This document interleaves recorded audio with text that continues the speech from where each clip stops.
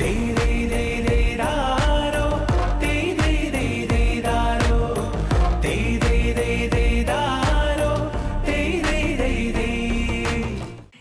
അപ്പോൾ welcome back to ഓണരുചി വിത്ത് രാജ് കലേഷ്. ചേട്ടാ നമസ്കാരം. നമസ്കാരം. അപ്പൊ നമ്മുടെ ഇന്നത്തെ പരിപാടി എന്താ? ഇന്നത്തെ പരിപാടി നമുക്ക് എരിശ്ശേരി ഉണ്ടാക്കാം. അല്ല, നമ്മൾ ഏത് ജില്ലയിലോട്ട് ഇന്ന് പോകുന്നത്? ആറന്മുളക്കാരുടെ വറുത്തരിശ്ശേരിയാണ്. ഓക്കെ. ചില നാട്ടിൽ എലിശ്ശേരി എന്ന് പറയും, ചില നാട്ടിൽ എരിശ്ശേരി എന്ന് പറയും. എലിശ്ശേരി. എരിശ്ശേരിക്ക് എലിശ്ശേരി എന്നും പേരുണ്ട്. അപ്പോൾ എനിക്ക് തോന്നുന്നു തൃശ്ശൂർ ജില്ലയിലാണ് എലിശ്ശേരി എന്ന് പറയുന്നത്. ഇതിനകത്ത് മത്തനും നമ്മുടെ പിന്നെ അല്ല മത്തനും കായും കൂടെ ഇട്ടിട്ടുണ്ടാക്കും. മത്തനും ചേനയും കൂടെ ഇട്ടിട്ടുണ്ടാവും. ചേനയും കായും കൂടെ ഇട്ടിട്ടുണ്ടാക്കും. വൻപയറും ചേനയും കൂടെ ഇട്ടിട്ടുണ്ടാക്കും. വൻപയറും മത്തങ്ങയും കൂടെ ഇട്ടിട്ടുണ്ടാകും. ഇതിന്റെ കൂടെ കടല ഇട്ടിട്ടും ഉണ്ടാക്കും. കടല ഇട്ടിട്ട് നമുക്ക് ഇന്ന് വേണമെങ്കിൽ കടല ഇട്ടിട്ട് വേണമെങ്കിലും ഉണ്ടാക്കാം. വേവിച്ച് വെച്ചിട്ടുണ്ട്. എരിശ്ശേരി എന്ന് പറഞ്ഞു കഴിഞ്ഞാൽ ഇതിനകത്ത് കാർബോഹൈഡ്രേറ്റും ഉണ്ട്, പ്രോട്ടീനും ഉണ്ട്, ഫൈബറും ഉണ്ട്. അപ്പോൾ വേണമെങ്കിൽ നമുക്കൊരു കംപ്ലീറ്റ് മീലായിട്ടൊക്കെ കണക്കാക്കാൻ പറ്റും. പിന്നെ തേങ്ങ അരച്ചും ചേർക്കുന്നുണ്ട്, വറുത്തും ചേർക്കുന്നുണ്ട്. ഇതിലേറ്റവും പ്രത്യേകതയുള്ള ആറന്മുളക്കാരുടെ വറുത്തരിശ്ശേരി എന്ന് പറഞ്ഞാൽ ആറന്മുള മാത്രം കിട്ടുന്ന സാധനമാണ്. വള്ളസദ്യയിലെ പ്രധാന വിഭവമാണ്. അപ്പോൾ ഇന്ന് നമ്മൾ ആ ടൈപ്പിലല്ല ഉണ്ടാക്കുന്നത്. ഇന്ന് നമ്മൾ ഉണ്ടാക്കുന്നത് ചേനയും കായും മത്തങ്ങയും കൂടെ ഇട്ടിട്ടുള്ളൊരു എല്ലാം കൂടെ ചേർത്തുള്ളൊരു എരിശ്ശേരിയാണ്. തുടങ്ങാം. നമുക്ക് ഐശ്വര്യമായിട്ട് കത്തിക്കാം.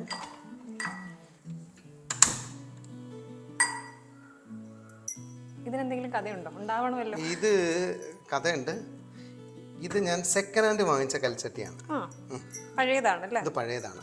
എനിക്ക് തോന്നുന്നു ഇതിനും ഒരു 100-ലേറെ വർഷങ്ങൾ പഴക്കം ഉണ്ടാവും. ഏകദേശം 40 വർഷമായിട്ട് അവർ ഉപയോഗിക്കാതെ വെച്ചിരുന്ന സാധനമാണ്. ഇത് ഗ്യാസിൽ വെച്ച് കുക്ക് ചെയ്യാൻ പറ്റുമെന്ന് പലർക്കും അറിയില്ല. എനിക്കും അറിയില്ലായിരുന്നു. ഞാനിത് വെച്ച് ഇതിൻ്റെ ഒരു പ്രത്യേകത എന്താണെന്ന് ചോദിച്ചു കഴിഞ്ഞാൽ ഇതിനകത്തൊരു ഡിഷ് ഉണ്ടാക്കിയിട്ട് ഇപ്പോൾ ഈ എരിശ്ശേരി തന്നെ ഉണ്ടാക്കിയിട്ട് ഒരു മണിക്കൂർ അതേ ചൂടിൽ ഇങ്ങനെ നിൽക്കും. ഒരു 25 മിനിറ്റ്സ് ശരിക്കും നല്ല ചൂടിൽ തന്നെ ഉള്ളിൽ നിന്നൊക്കെ എടുത്തു കഴിഞ്ഞാൽ അപ്പോഴും നല്ല തിളച്ചുകൊണ്ടിരിക്കുകയാണ്. അപ്പോൾ ഇതിൻ്റെ ഒരു തിക്നെസ്, പിന്നെ ഈ കല്ലിൻ്റെ പ്രത്യേകതയാണെന്ന് തോന്നുന്നത്. വെണ്ണാറം കല്ലെന്ന് പറയുന്ന ഒരു കല്ലിലാണ് ഇത് കൊത്തി ഉണ്ടാക്കുന്നത്. ആദിവാസി ഊരുകളിലൊക്കെ ഉണ്ടാക്കുന്ന പല വിഭവങ്ങളുടെയും അവരുടെ ഈ കാരക്കുണ്ടപ്പം, പിന്നെ കാരക്കുണ്ടപ്പം എന്ന് പറഞ്ഞാൽ നമ്മുടെ നെയ്യപ്പം ഇല്ലേ, നെയ്യപ്പം പോലത്തെ വേറൊരു സാധനമാണ്. പിന്നെ കെല്ലിപ്പുട്ട് എന്ന് പറഞ്ഞ് ദോശ പോലത്തെ ഒരു സാധനം ഉണ്ടാക്കിയെടുക്കും. ഇതൊക്കെ ഉണ്ടാക്കിയെടുക്കുന്നത് ഈ വെണ്ണാറം കല്ലിൻ്റെ ചട്ടികളിലാണ്. അപ്പം ഇതാണ് വേറൊരു കഥ. വെള്ളം ഒഴിക്കാൻ പോവാണ്, പേടിക്കരുത്.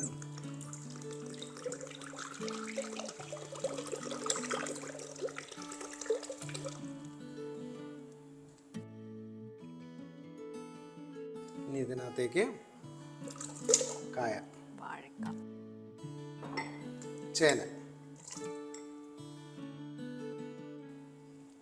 മത്തൻ, ഇനി കുറച്ച് ഇഞ്ചി,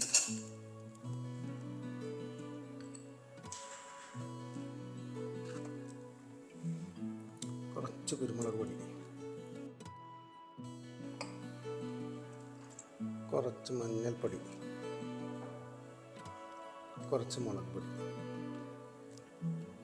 കുറച്ച് മതി, വളരെ കുറച്ച് മതി.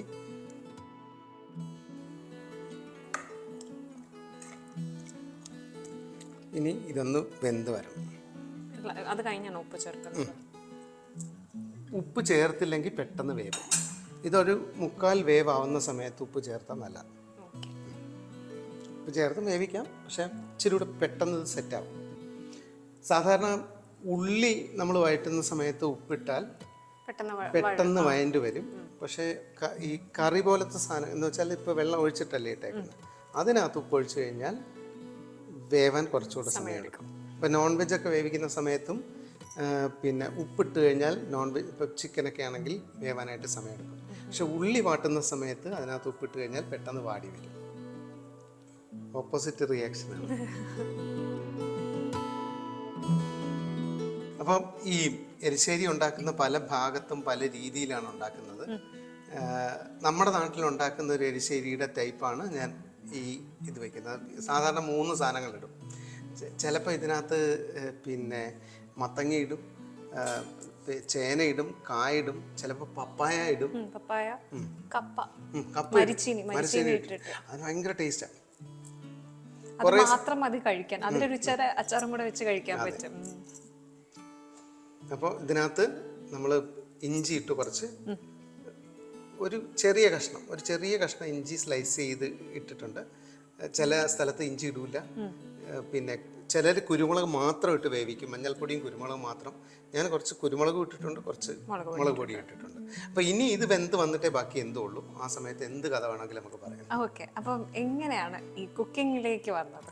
ഗതികേട് കൊണ്ട്. അയ്യോ, ഒട്ടും പ്രതീക്ഷിക്കാത്ത മറുപടി ആയിരുന്നു. സാധാരണ എല്ലാവരും ഒക്കെ ആഗ്രഹിച്ചു വരും.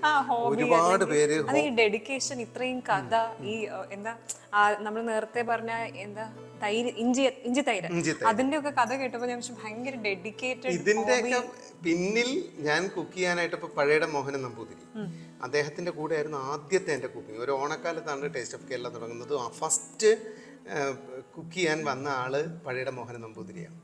അന്നത്തെ ഒരു പിക്ചർ നോക്കിക്കഴിഞ്ഞാൽ അന്ന് പഴയിടം ഡൈ ചെയ്യില്ലായിരുന്നു. പഴയിടം വെളുത്ത താടിയും വെളുത്ത മുടിയൊക്കെ ആയിട്ടാണ് അന്ന് കുക്ക് ചെയ്യാൻ വരുന്നത്. ഞാൻ അന്ന് കറുത്ത മുടിയൊക്കെ ആയിട്ടാണ്, എൻ്റെ നേവി കട്ടായിരുന്നു, ക്ലീൻ ഷേവ് ആയിരുന്നു. പിന്നെ ഒരു കോൺട്രാസ്റ്റ് എന്താണെന്ന് വെച്ചാൽ പിന്നീട് പഴയിടം തിരുമേനി ഡൈ ചെയ്യാൻ തുടങ്ങി.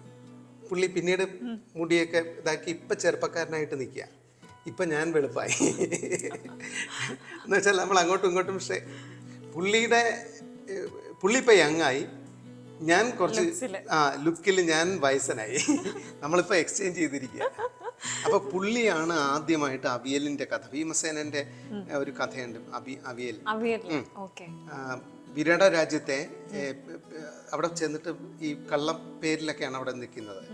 അപ്പോൾ വിരാട രാജ്യത്ത് ചെന്നിട്ട് പുള്ളി എന്തറിയാം എന്ന് ചോദിച്ച സമയത്ത് ഇവിടെ ജോലി തരണമെങ്കിൽ എന്തെങ്കിലും പണി അറിയണം. അപ്പോൾ എനിക്ക് കുക്കിംഗ് നന്നായിട്ട് അറിയാമെന്ന് പറഞ്ഞിട്ട് അവിടുത്തെ ഷെഫായിട്ടാണ് കയറുന്നത്. അപ്പം അന്ന് ആൾക്കാർ കഴിച്ചിട്ട് കറികൾ തീർന്നുപോയി. അപ്പോൾ അവിടെ ഇരുന്ന കഷ്ണങ്ങളെല്ലാം കൂടെ നുറുക്കി അതിനകത്ത് ബാക്കിയുള്ള ഇൻഗ്രീഡിയൻസും തൈരും തേങ്ങയും കൂടെ അരച്ച് ചേർത്തിട്ടാണ് ആദ്യമായിട്ട് ഭീമസേൻ അവിയലുണ്ടാക്കിയെന്നൊരു കഥയുണ്ട്. ആ കഥയൊക്കെ പറഞ്ഞു തന്നത് ശരിക്കും പഴയടമാണ്. അപ്പോൾ ഞാൻ ഈ ഗതികേടെന്ന് പറയാൻ കാരണം മാജിക് മുതുകാട് സാറിൻ്റെ, ഞാൻ ഡിഗ്രിക്ക് സെക്കൻഡ് ഇയർ പഠിക്കുന്ന സമയത്ത് എൻ്റെ കയ്യിൽ ഇഷ്ടംപോലെ പൈസ ഉണ്ടായിരുന്നു കേട്ടോ. ഞാൻ ഡാൻസർ, ഭയങ്കര റിച്ച് ആയിരുന്നു. പെൺകുട്ടികൾക്ക് ഐസ്ക്രീം വാങ്ങിച്ചു കൊടുക്കുക, ബോയ്സിന് ക്യാൻറ്റീനിൽ പോയിട്ട് പൊറോട്ടയും മുട്ടയും വാങ്ങിച്ചു കൊടുക്കുക. അതെ, ഇത്രയൊക്കെ കഴിഞ്ഞിട്ട് എൻ്റെ പോക്കറ്റിൽ 70,000 രൂപയൊക്കെ അന്നത്തെ കാലത്തുണ്ടായിരുന്നു. 2000 ആ കാലഘട്ടം. ഞാൻ വന്നപ്പോൾ പറഞ്ഞില്ലേ പഴയ അവഞ്ചർ ബൈക്കിന്റെ അതിന്റെ ഫാൻ ആയിരുന്നു. ആ സമയമൊക്കെ ആയിരിക്കണം. ഈ പൈസ എന്ത് ചെയ്യണമെന്ന് എനിക്ക് അറിഞ്ഞുകൂടായിരുന്നു സത്യത്തിൽ. അവസാനം ഈ NSS ഉണ്ടായിരുന്ന ഒരു സാർ എൻ്റെ അടുത്ത് പറഞ്ഞാൽ ഈ പൈസ ഇങ്ങനെ പോക്കറ്റിട്ട് നടക്കുന്ന അപകടമാണ്, അത് പൈസ അടിച്ചുകൊണ്ട് പോകുന്നതിലല്ല നിനക്കും അപകടമാണെന്ന് പറഞ്ഞു. ആ സമയത്ത് ആരെങ്കിലും വന്നിട്ട് പൈസ ഉണ്ടെന്ന് അറിഞ്ഞിട്ട് തന്നെ മനഃപൂർവ്വം എന്തെങ്കിലും അപകടപ്പെടുത്താനൊക്കെ സാധ്യതയില്ല. അപ്പോൾ ആ പുള്ളി പറഞ്ഞിട്ടാണ് ഞാൻ പിന്നെ SBI ഇവിടെ പിന്നെ സ്റ്റാച്യൂവിൽ SBIയിൽ വന്നിട്ട് ഞാൻ ആദ്യമായിട്ട് ഒരു അക്കൗണ്ട് എടുക്കുന്നു. ഈ ശിവദാസ് സാർ പറഞ്ഞ് പേടിപ്പിച്ചിട്ടാണ്. അപ്പം ഞാൻ പറഞ്ഞത് ഒരു പണക്കാരനായിരുന്നു ഞാൻ, പിന്നെ മാജിക് എന്ന് വെച്ചാൽ അന്നത്തെ കാലത്ത് ഞാനൊരു പണക്കാരനാണ്. അപ്പം ഞാനാണ് അന്നത്തെ പ്രഭു. സാധാരണ അതെ, കഷ്ടപ്പാടാണ്. പക്ഷെ എനിക്ക് ഡാൻസ് സ്കൂളുണ്ടായിരുന്നു, ഡാൻസ് പഠിപ്പിക്കാൻ പല സ്ഥലങ്ങളിൽ പോകുന്നുണ്ടായിരുന്നു. പിന്നെ എനിക്ക് ഡാൻസ് ട്രൂപ്പ് ഉണ്ടായിരുന്നു. അപ്പോൾ ഈ ട്രൂപ്പിൽ മിനിമം ഏറ്റവും കൂടുതൽ അന്നത്തെ കാലത്ത് വലിയ ഡാൻസ് ട്രൂപ്പുകൾ കൊടുക്കുന്നതിനേക്കാളും പേയ്മെൻ്റാണ് ഞാൻ എൻ്റെ സ്റ്റുഡൻസിന് കൊടുത്തിരുന്നത്. എന്ന് വെച്ചാൽ നമുക്ക് ഡെയിലി ഷോയാണ്. അന്ന് 3000 രൂപ കിട്ടിയാൽ 500 രൂപ വെച്ച് 4 പേർക്ക് കൊടുത്താലും 2000 രൂപ, ബാക്കി 1000 രൂപ എനിക്കുള്ളതാണ്. മനസ്സിലായില്ലേ? ഡെയിലി ഷോയാണ്, ചിലപ്പോൾ 2 ഷോ ഉണ്ടാവും. അത് കഴിഞ്ഞിട്ട് ഞാൻ മുതുകാട് സാറിൻ്റെ അടുത്ത് വന്നിട്ട് മാജിക് പഠിക്കാനായിട്ട് മുതുകാട് സാറിൻ്റെ അസിസ്റ്റൻ്റായി പുള്ളിയുടെ കൂടെ ട്രാവൽ ചെയ്തു. ഒരു 2004 ഒക്കെ ആയപ്പോൾ പുള്ളിയുടെ അടുത്ത് നിന്ന് പുള്ളിയുടെ വീഡിയോ വർക്കുകളൊക്കെ ചെയ്യുമായിരുന്നു. NTVയിലാണ് അതിൻ്റെ പ്രൊഡക്ഷനൊക്കെ നടന്നിരുന്നത്. ലീൻ സാറ് നിങ്ങളുടെ ഹെഡാണല്ലോ. അപ്പോൾ ലീൻ സാറാണ് അന്ന് ഉണ്ടായിരുന്നത്. അപ്പോൾ ലീൻ സാറിൻ്റെ ശിഷ്യനാണ് ഞാൻ.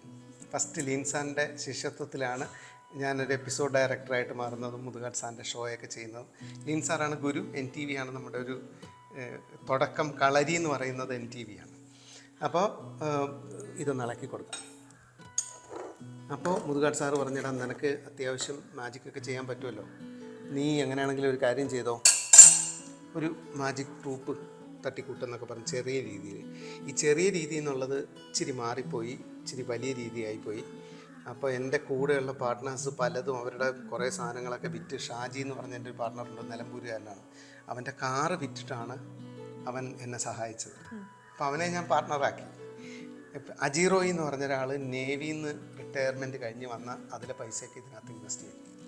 പക്ഷെ ഷോ ഇല്ല, ദാരിദ്ര്യം, കട്ട ദാരിദ്ര്യം. ഒരു നേരം ആഹാരം കഴിച്ചുകൊണ്ട് എങ്ങനെ ജീവിക്കാം എന്നുള്ള കാര്യത്തെക്കുറിച്ചൊക്കെ നമ്മൾ റിസർച്ച് ചെയ്ത് തുടങ്ങി. നമ്മൾ പഠിച്ചു.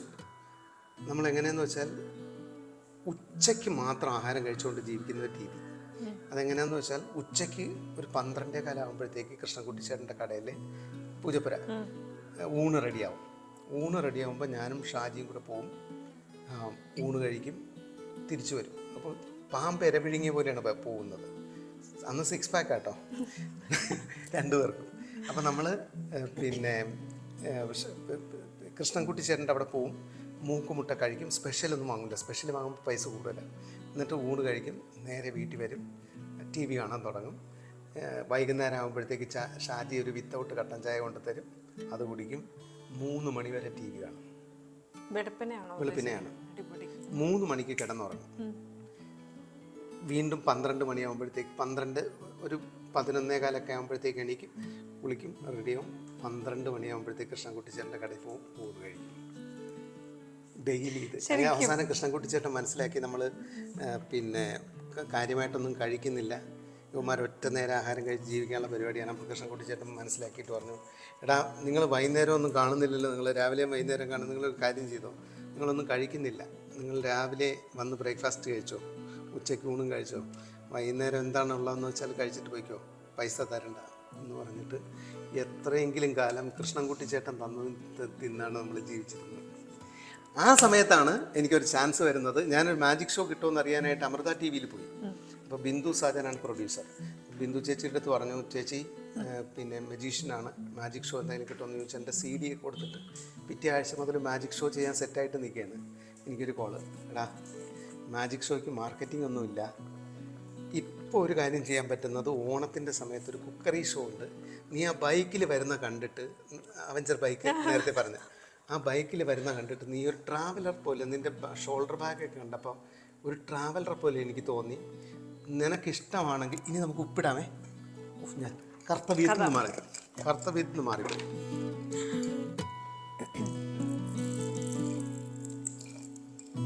പൊടി ചേർക്കാതെ വെള്ളം ചേർക്കുന്നതിന്റെ കാര്യം എന്താണ്? ഇത് ഞാൻ ഇന്ദുപ്പാണ് ചേർക്കുന്നത്. സാധാരണ ഇവിടെ ബാക്കി ഉപ്പുകളിലൊക്കെ ഒരുപാട് കെമിക്കലൊക്കെ ചേരുന്നതുകൊണ്ട്, പിന്നെ ആർട്ടിഫിഷ്യലായിട്ട് ഇതിനകത്ത് മറ്റേ എന്താണ് അയഡിൻ ഒക്കെ ചേർത്ത് വരുന്നതുകൊണ്ട് ഞാൻ കെമിക്കൽ ആഡ് ചെയ്ത് സോൾട്ട് യൂസ് ചെയ്യാറില്ല, ഇന്ദുപ്പാണ് യൂസ് ചെയ്യുന്നത്. ഇന്ദുപ്പ് കൊണ്ട് കല്ലായിരിക്കും, അത് അലിയിപ്പിച്ചിട്ട് അതാണ് ചേർക്കുന്നത്. കുറച്ചുകൂടെ ടേസ്റ്റുമാണ് നമ്മൾ ഉണ്ടാക്കുന്ന ഡിഷിനെ കുറച്ചുകൂടെ ടേസ്റ്റ് കിട്ടും. ഈവൻ ഒരു സാലഡ് ഉണ്ടാക്കിയാലും അതിന് നല്ല ടേസ്റ്റ് ആയിരിക്കും ഇന്ദുപ്പിന്. നോക്ക്, ട്രൈ നോക്ക്. Pink salt. അപ്പം ഇത് തിളച്ചു, അതിനകത്ത് ഉപ്പൊഴിച്ചു, ഒന്ന് ഇളക്കി കൊടുക്കാം.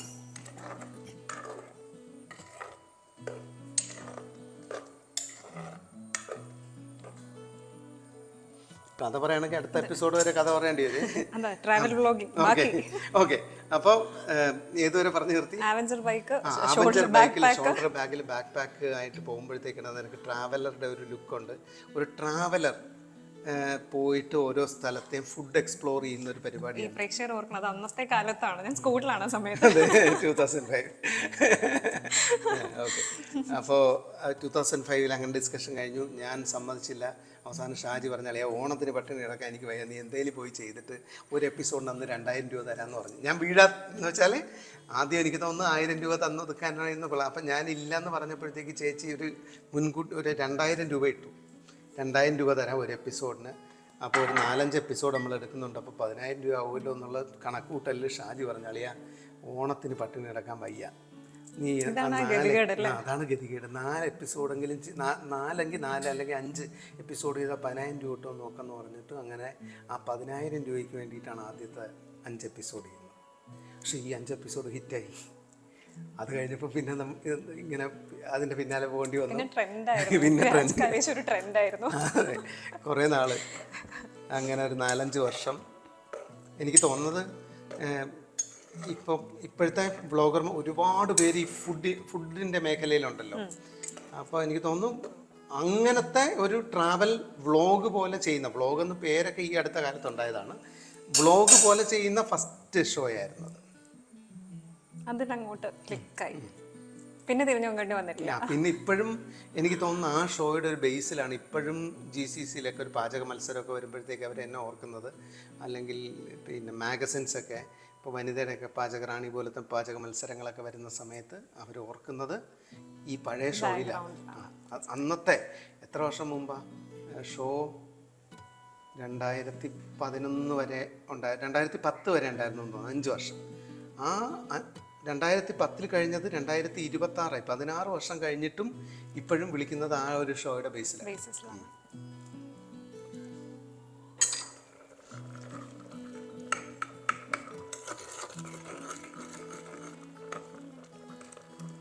ഒരു 3/4 വേവാകുമ്പോൾ നമുക്ക് ഈ കടല, വേവിച്ച് വെച്ച കടല ഇതിനകത്തേക്ക് ചേർക്കാം.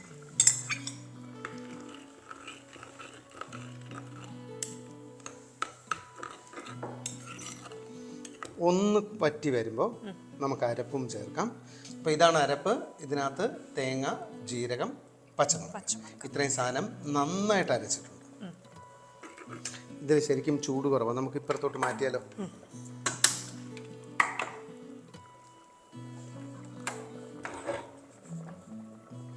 കൽച്ചട്ടിയുടെ ഒരു ഗുണം, ഇത് എത്ര ചൂടിലിരിക്കുകയാണെങ്കിലും നമുക്ക് ഈ പോർഷനിൽ പിടിച്ച് ഇപ്പുറത്തേക്ക് മാറ്റി വയ്ക്കാൻ പറ്റും. ഇങ്ങോട്ടേക്ക് നല്ല ചൂടായിരിക്കും.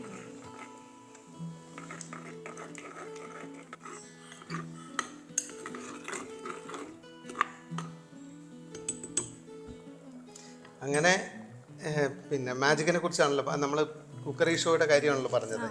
പിന്നെ എനിക്ക് തോന്നുന്നു ഏകദേശം ഒരു 1.5 വർഷം കഴിഞ്ഞപ്പോൾ എനിക്ക് തന്നെ തോന്നി ഒരു മാജിക് ഇത്രയും ഒക്കെ സെറ്റ് ചെയ്ത് വെച്ചേക്കാണ്, അപ്പോൾ ഇതെങ്ങനെയെങ്കിലും ഒന്ന് തട്ടിക്കയറ്റണം എന്നൊക്കെ വിചാരിച്ച് നമ്മൾ ഹാർഡ് വർക്ക് ചെയ്ത് ഈ ഷൂട്ടിൻ്റെ സമയം മാറ്റി വെച്ചിട്ട്, എന്ന് വെച്ചാൽ ഷൂട്ടിൻ്റെ സമയം ഒരു മാസത്തേക്കുള്ള എപ്പിസോഡ് 4 എപ്പിസോഡാണ്. അപ്പോൾ 2 മാസത്തെ എപ്പിസോഡൊക്കെ ഒരുമിച്ചെടുക്കുക, 8 എപ്പിസോഡുകളൊക്കെ ഒരുമിച്ചെടുത്തിട്ട് തിരിച്ചു കൊണ്ടുവന്നത് ദിവ്യയെ ഏൽപ്പിച്ചിട്ട് ഞാൻ പിന്നെ മാജിക്കിൻ്റെ പ്രാക്ടീസിന് പോയി. വെഡ്ഡിംഗ് ഒക്കെ ഏത് സമയത്തായിരുന്നു? ദിവ്യ ഇതിൻ്റെ പ്രൊഡ്യൂസർ. ആദ്യം ബിന്ദു സാജനാണ് തുടങ്ങിയത്. അതിനുശേഷം വനിതാരത്നം എന്ന് പറഞ്ഞിട്ട് വേറൊരു ഷോ വന്ന സമയത്ത് ബിന്ദു ചേച്ചി ആ ഷോയ്ക്ക് പോയി, ദിവ്യയെ ഈ ഷോ ഏൽപ്പിച്ചു. അപ്പം ദിവ്യ എൻ്റെ പ്രൊഡ്യൂസറായിട്ട് വരുന്ന സമയത്താണ് നമ്മുടെ കല്യാണം. നേരത്തെ അറിയാമായിരുന്നു? ബിന്ദു ചേച്ചിക്ക് അറിയായിരുന്നു, ദിവ്യയോട് പറയാൻ കുറച്ചുകൂടെ താമസിച്ചു. ദിലീപ് എന്ന് പറയുന്ന ഒരു അസിസ്റ്റൻ്റ് ഉണ്ടായിരുന്നു, ദിവ്യയെ പോലെ തന്നെ, ദിവ്യയെക്കാളും സീനിയർ ആയിട്ടുള്ള ദിലീപിനോടാണ് ഞാൻ ആദ്യം പറയുന്നത്. അത് കഴിഞ്ഞ് ഞാൻ ബിന്ദു ചേച്ചിയോട് പറഞ്ഞു. അപ്പോൾ ബിന്ദു ചേച്ചിയാണ് ദിവ്യയോട് പറഞ്ഞത്. പക്ഷേ ആദ്യം ദിവ്യയുടെ അച്ഛൻ അന്ന് ബ്രൂണയിലായിരുന്നു, അപ്പോൾ അതുകൊണ്ടൊരു പാതി സമ്മതമൊക്കെ ഉള്ളായിരുന്നു. അച്ഛൻ വന്നതിന് ശേഷമാണ് ഞാൻ സീരിയസ് ആണെന്ന് ഒരുപക്ഷെ ദിവ്യ തിരിച്ചറിഞ്ഞത്. അപ്പോഴേക്കും നമ്മുടെ കല്യാണമായി. അവിടെ ഇൻട്രസ്റ്റ്.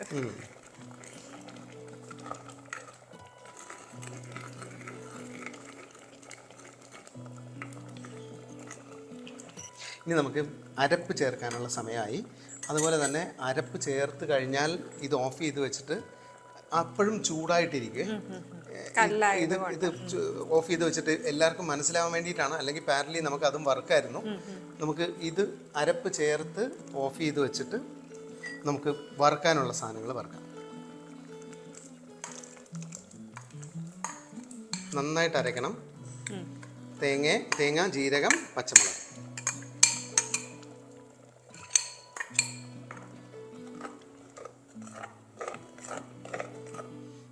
എരിശ്ശേരിയുടെ പ്രത്യേകത എന്ന് പറയുന്നത് തേങ്ങ അരച്ചും ചേർക്കും, വറുത്തും ചേർക്കും. ജീരകത്തിന്റെ ഒക്കെ നല്ല മണം. നല്ല മണം വരുന്നുണ്ട്. ഇപ്പം നല്ല മണം വരുന്നില്ലേ? ഇനി ഇത് ഓഫ് ചെയ്യാം.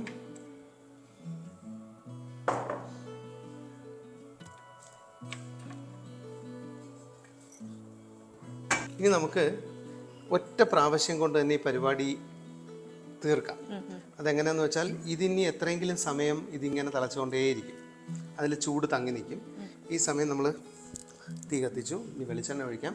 എന്നിട്ട് ആദ്യം കടുക് താളിച്ചിട്ട് അതിൻ്റെ കൂടെ നമുക്ക് തേങ്ങയും കൂടെ വറുത്തെടുക്കാം. അപ്പം 2 പരിപാടി ഒരുമിച്ചാണ്.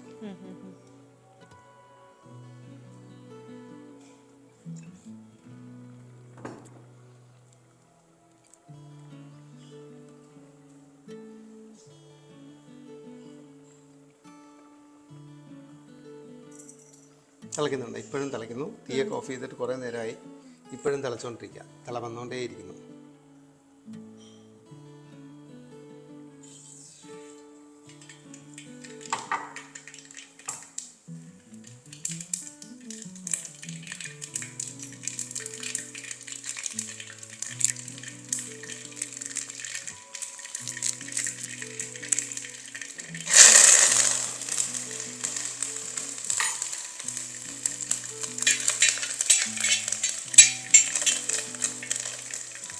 ഇനി ഇതിൻ്റെ കൂടെ കുരുമുളക്, അല്ല ഹോൾ കുരുമുളക്, ഉണക്ക തന്നെ. ഇനി നമ്മൾ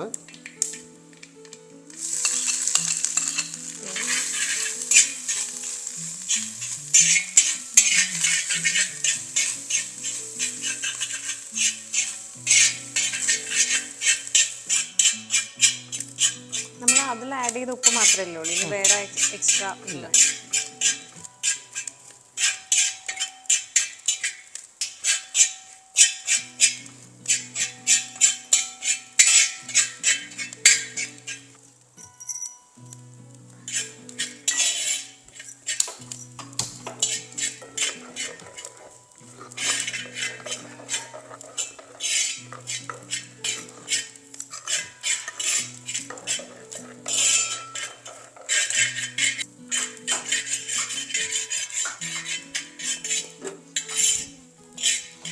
ആയി.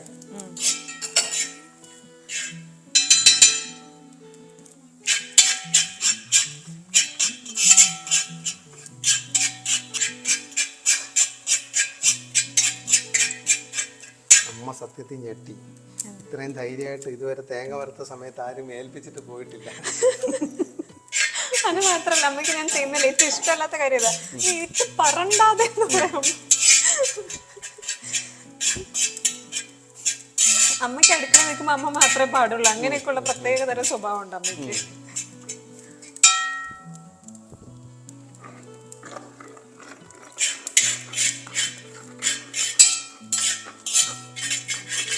റെഡിയാണ്. ഇത് അതിലേക്ക് പകർത്തും.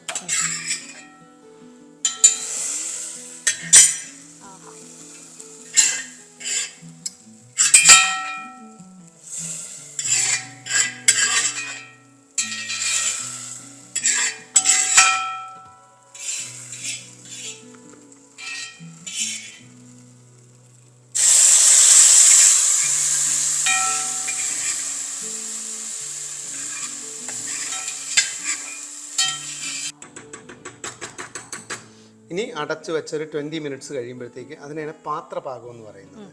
ഇപ്പം നമ്മൾ ഉരുളിയിലൊക്കെ ഉണ്ടാക്കി കഴിഞ്ഞ പായസം, അല്ലെങ്കിൽ എരിശ്ശേരി, കാളൻ, അവിയൽ, അതെല്ലാം അടച്ച് വെച്ച് വെന്ത് കഴിഞ്ഞതിന് ശേഷം അടച്ചു വെച്ച് വേവിക്കുക. നമ്മളിപ്പോൾ വറവിട്ടതിന് ശേഷം അടച്ചു വെച്ച് കഴിഞ്ഞാൽ അതിൻ്റെ മണം മുഴുവൻ അതിനകത്ത് തന്നെ തങ്ങി പാത്രപാകം വന്ന് കഴിക്കാം. 20 മിനിറ്റ്സ്. ഓക്കെ.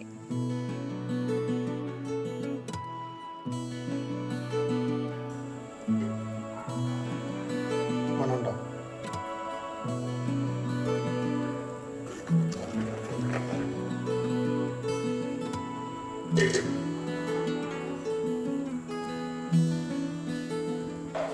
കവി ഉദ്ദേശിച്ച പോലെ നോക്ക്. നല്ല ചൂടായിരിക്കും. ഇത് അരമണിക്കൂർ എടുക്കും തണുക്കാൻ.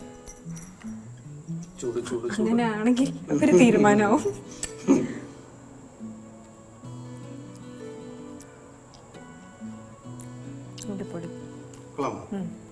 ഞാൻ എരിശ്ശേരി ഫാനാണ്. ഇത് വേറെ തന്നെ ഒരു സ്വാദ്, വേറെ തന്നെ സ്വാദ്. കലച്ചയുടെ ഈ വറുത്തെരിശ്ശേരി എന്തായാലും ഫസ്റ്റ് ടൈം ആണ്. പക്ഷേ ഈ വറുത്തെരിശ്ശേരി ആറന്മുളക്കാരുടെയാണ്. അത് ഇതിനേക്കാളും ടേസ്റ്റ് കൂടുതലാണ്.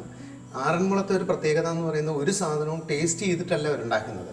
ഇത് കുറച്ചുകൂടെ ലൂസാണ്. ആറന്മുളത്തെ എരിശ്ശേരി കുറച്ചുകൂടെ തിക്കാണ്, ഇത് കുറച്ചുകൂടെ ലൂസാണ്. ഇനി എരിശ്ശേരി ഇതിനേക്കാളും ലൂസായിട്ട് ഉണ്ടാക്കുന്ന നാടുമുണ്ട്. ഇതൊരു മീഡിയം സൈസുള്ള എരിശ്ശേരിയാണ്. ഇത് എൻ്റെ അമ്മയുടെ നാട് പേരേറ്റിലാണ്. പേരേറ്റിലെന്ന് പറയുന്നത് ഈ കല്ലമ്പലം, വർക്കലയ്ക്കും കല്ലമ്പലത്തിനൊക്കെ അടുത്തുള്ള ഒരു സ്ഥലമാണ്. അപ്പോൾ ആ നാട്ടിലെ ഒരു എരിശ്ശേരി ഉണ്ടാക്കുന്ന സ്റ്റൈലാണ് ഇങ്ങനെ. അപ്പോൾ അതിനകത്ത് എല്ലാ സാധനങ്ങളും ഇടും. ഈ നേരത്തെ പറഞ്ഞ പോലെ ഇതിനകത്ത് കപ്പയിട്ട് സെറ്റ് ചെയ്യും. അതും ഭയങ്കര ടേസ്റ്റാണ്. അപ്പം ഈ പ്രാവശ്യത്തെ ഓണത്തിന് ഡിഫറെൻ്റ് ആയിട്ടുള്ള ഒരു എരിശ്ശേരി ട്രൈ ചെയ്യണം എന്നുള്ളവർക്ക് ഡെഫിനറ്റ് ആയിട്ട് ട്രൈ ചെയ്യാൻ പറ്റുന്ന സാധനമാണ്. അപ്പോൾ ഇതുപോലെ ഡിഫറെൻ്റ് ആയിട്ടുള്ള അടുത്ത ഒരു വിഭവമായിട്ട് കാണാം. ബൈ. പായസമാട്ടെ.